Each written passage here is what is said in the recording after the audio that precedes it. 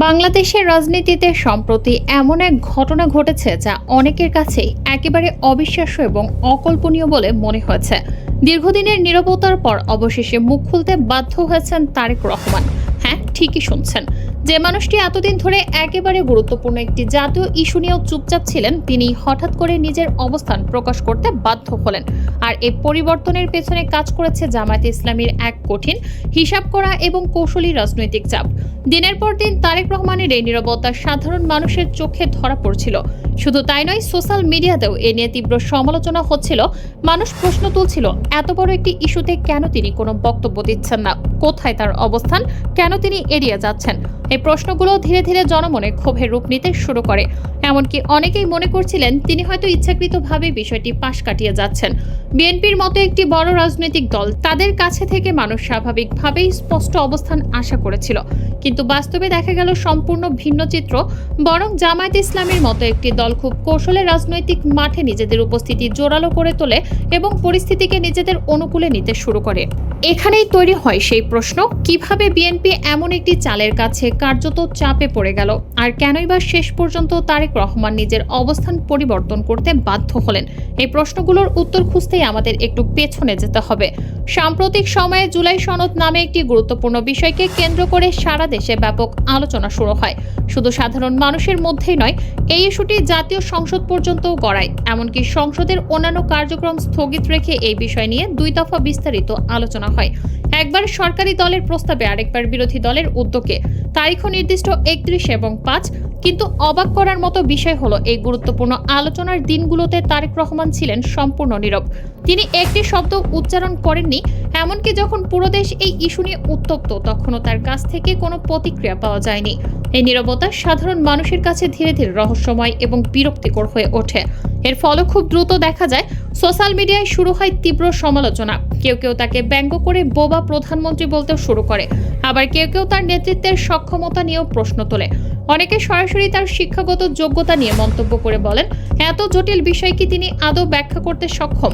আরও কঠিন ভাষায় কেউ কেউ অভিযোগ করে বসেন যে মুখস্থ স্ক্রিপ্ট ছাড়া তিনি নিজে থেকে কিছু বলতে পারেন না। এই ধরনের তীব্র সমালোচনা, ব্যঙ্গ এবং প্রশ্নের মুখে পড়েও দীর্ঘ সময় পর্যন্ত তিনি নীরব ছিলেন, যা পরিস্থিতিকে আরও জটিল করে তোলে। শুধু সাধারণ মানুষ নয়, বিরোধী দলের নেতারাও সংসদের ভেতরে বারবার এই বিষয়টি তুলতে থাকেন। তারা প্রশ্ন করেন, সংসদ নেতা উপস্থিত থাকা সত্ত্বেও কেন তিনি কোনো বক্তব্য দিচ্ছেন না, কেন এই গুরুত্বপূর্ণ বিষয়ে তিনি নিশ্চুপ। সংসদের ভেতরে এই নিয়ে তুমুল তর্ক বিতর্কও হয়েছে, কিন্তু তাতেও যেন কোনো পরিবর্তন আসেনি। তারেক রহমান তখনও নিজের অবস্থানে অটল ছিলেন, নীরব, সংযত এবং প্রকাশ্যে কোনো মন্তব্য থেকে বিরত। কিন্তু রাজনীতির মাঠে সবকিছুর এক অবস্থায় থাকে না, পরিস্থিতি দ্রুত বদলে যেতে পারে। আর ঠিক সেটাই ঘটল যখন জামায়াতে ইসলামী সরাসরি মাঠে নামার সিদ্ধান্ত নিল। পরিস্থিতির মোড় ঘুরতে শুরু করে ঠিক তখনই যখন জামায়াতে ইসলামী বুঝতে পারে বিএনপি জুলাই সনদ ইস্যুতে স্পষ্ট অবস্থান না নিয়ে এক ধরনের টাল বাহানা করছে। এই উপলব্ধি থেকেই তারা আর অপেক্ষা না করে সরাসরি মাঠে নামার সিদ্ধান্ত নেয়। তবে তাদের এই নামা ছিল না কোনো হটকারী বা আবেগ নির্ভর পদক্ষেপ, বরং ছিল অত্যন্ত পরিকল্পিত, সুসংগঠিত এবং কৌশলগত। জামায়াত দেশের বিভিন্ন জেলায় জেলায় কর্মসূচি শুরু করে, কিন্তু লক্ষণীয় বিষয় হলো এটি ছিল না প্রচলিত অর্থে ভাঙচুর, অগ্নিসংযোগ বা সহিংসতার কোনো আন্দোলন। বরং তারা বেছে নেয় সম্পূর্ণ ভিন্ন একটি পথ। তারা গণসংযোগ শুরু করে, মানুষের দ্বারে দ্বারে পৌঁছে যায়, লিফলেট বিতরণ করে, ছোট ছোট সেমিনার ও আলোচনা সভার আয়োজন করে। অর্থাৎ তারা সরাসরি জনগণের মন জয় করার দিকে মনোযোগ দেয়। এই পদ্ধতিটি ছিল অত্যন্ত কার্যকর, কারণ তারা শুধু আন্দোলনই করেনি, বরং একটি নির্দিষ্ট বার্তা খুব পরিষ্কারভাবে মানুষের কাছে পৌঁছে দিতে পেরেছে। আর সেই বার্তাটি ছিল বিএনপি এবং তার নেতৃত্বকে ঘিরে। তারা সাধারণ মানুষের মধ্যে এই ধারণা ছড়িয়ে দিতে সক্ষম হয় যে বিএনপি প্রতিশ্রুতি রক্ষা করে না, তারা দ্বিচারিতা করে এবং তাদের রাজনৈতিক অবস্থান বিশ্বাসযোগ্য নয়।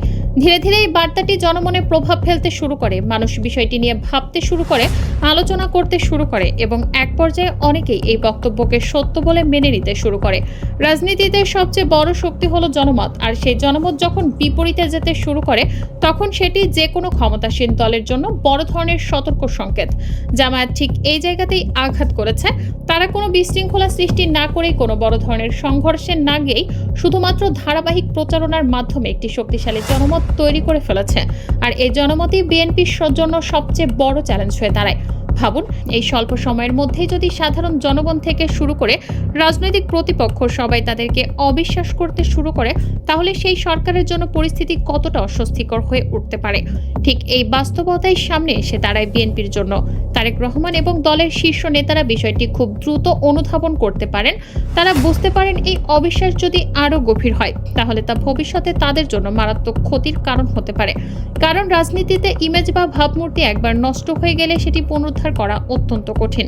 এই অবস্থায় সবচেয়ে বড় ভয়ের জায়গাটি ছিল বিশ্বাসযোগ্যতা।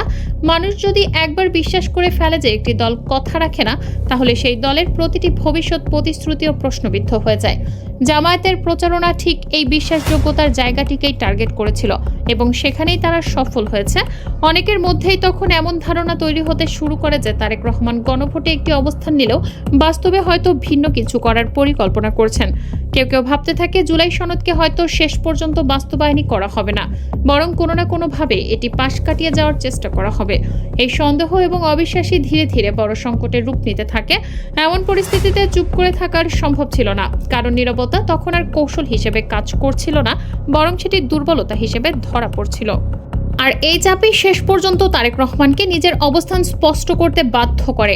অবশেষে তিনি মুখ খুললেন এবং শুধু মুখই খুললেন না, বরং সম্পূর্ণ ভিন্ন এক সুরে কথা বলেন। ঢাকা সেনানিবাসে প্রধানমন্ত্রীর এক দরবারে বক্তব্য দিতে গিয়ে তিনি স্পষ্টভাবে ঘোষণা করেন যে জুলাই সনদে যেভাবে স্বাক্ষর করা হয়েছে তার প্রতিটি দফা বাস্তবায়নে সরকার বদ্ধপরিকর।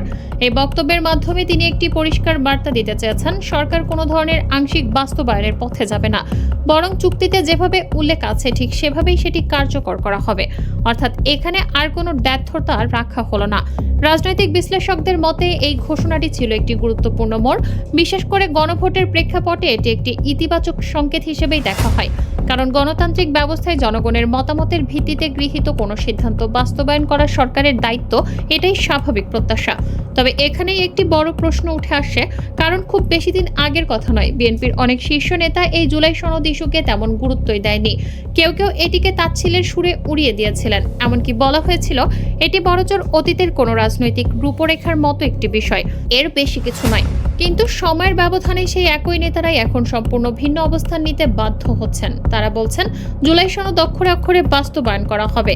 এই হঠাৎ পরিবর্তনের পেছনে যে চাপ কাজ করছে সেটা এখন আর কারো অজানা নয়। এখন সবচেয়ে গুরুত্বপূর্ণ প্রশ্নটি হলো, জামায়াতের এই জেলা পর্যায়ের শান্তিপূর্ণ কর্মসূচি দেখে তারেক রহমান এতটা চাপে পড়লেন কেন? বাস্তবে তো দেখা গেছে এই আন্দোলনের কারণে দেশের স্বাভাবিক কার্যক্রমে তেমন কোনো বিঘ্নতা ঘটেনি, কোথাও বড় ধরনের যানজট তৈরি হয়নি, সহিংসতা বা বিশৃঙ্খলার ঘটনাও ঘটেনি। সবকিছুই ছিল নিয়ন্ত্রিত, সুশৃঙ্খল এবং পরিকল্পিত। তাহলে ভয়ের কারণটা কোথায়? এর উত্তর একটাই, বিশ্বাসযোগ্যতা। রাজনীতিতে সবচেয়ে বড় সম্পদ হচ্ছে মানুষের বিশ্বাস, আর সেই বিশ্বাস যখন টলতে শুরু করে তখন সেটি যে কোনো সরকার বা রাজনৈতিক দলের জন্য সবচেয়ে বড় হুমকি হয়ে দাঁড়ায়।